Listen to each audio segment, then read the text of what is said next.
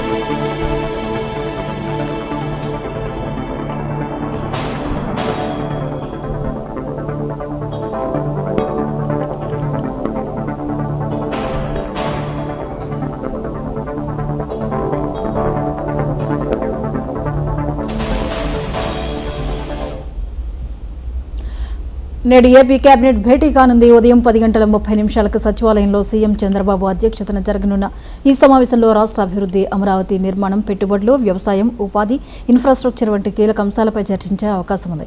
ఈ సమావేశంలో 20కి పైగా ఎజెండా అంశాలు చర్చకు వస్తాయని తెలుస్తోంది. ఇక ఈ అంశంపై మరిన్ని వివరాలని మా ప్రతినిధి కొండలరావు అందిస్తారు. కొండలరావు, ఈరోజు ఏపీ కేబినెట్ భేటీ జరగనుంది, అప్డేట్స్ ఏంటి? గుడ్ మార్నింగ్ జ్యోతి.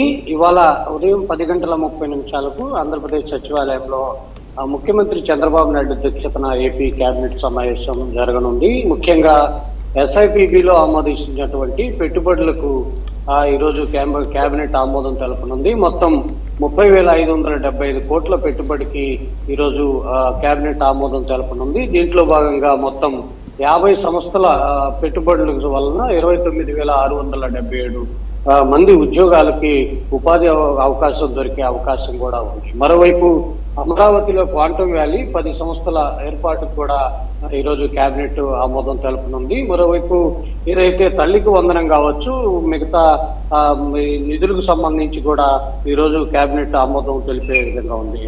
ముఖ్యంగా ఏదైతే కూటమి ప్రభుత్వం అధికారంలోకి వచ్చిన తర్వాత 2 ఏళ్లు గడిచిన నేపథ్యంలో ఈ 2 ఏళ్ల పాలనపై కూడా ముఖ్యంగా కేబినెట్ లో చర్చ వచ్చే అవకాశం ఉంది. పలు సంస్థలకు సంబంధించి కూడా ఎజెండా పాయింట్స్ కూడా ఈరోజు ఏదైతే కేబినెట్ లో కూడా చర్చించుతున్నది. 2 ఏళ్ల పాలనపై ప్రతి మంత్రి ఏదైతే కింద స్థాయిలోకి వెళ్ళి పాలన ఎలా ఉందనే దాని మీద కూడా ప్రజలను అడిగి తెలుసుకునే విధంగా కూడా ఒక ప్రణాళిక కూడా రూపొందించే విధంగా కూడా ముఖ్యమంత్రి ఆదేశాలు జారీ చేసిన నేపథ్యంలో ఇలాంటి కార్యక్రమాలు కూడా చేపట్టే అవకాశం ఉంది. దీనికి సంబంధించి కేబినెట్ అనంతరం ముఖ్యమంత్రి మంత్రులతో చర్చించే అవకాశం ఉంది. మరోవైపు రాష్ట్రంలో శాంతి భద్రతల అంశంపై కూడా ప్రత్యేకంగా చర్చించే అవకాశం ఉంది. ఇటీవల జరిగిన కొన్ని సంఘటనలు ఏవైతే ఉన్నాయో, విజయవాడ సంఘటన కావచ్చు, మిగతా కొన్ని సంఘటనలు జరిగిన నేపథ్యంలో అలర్ట్ గా ఉన్నటువంటి ఆంధ్రప్రదేశ్ ప్రభుత్వం దీనికి సంబంధించి కూడా సూచనలు అంటే మంత్రులకు సూచనలు ఇచ్చే అవకాశం ఉంది. ఏదైనా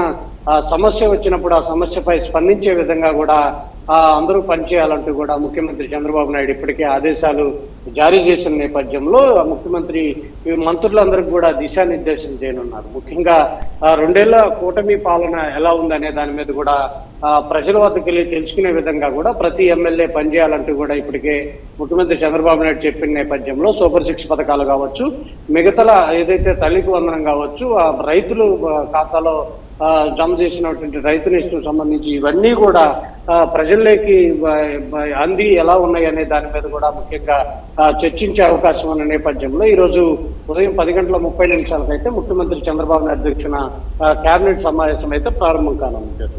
రైట్, థ్యాంక్ యూ కొండలరావు.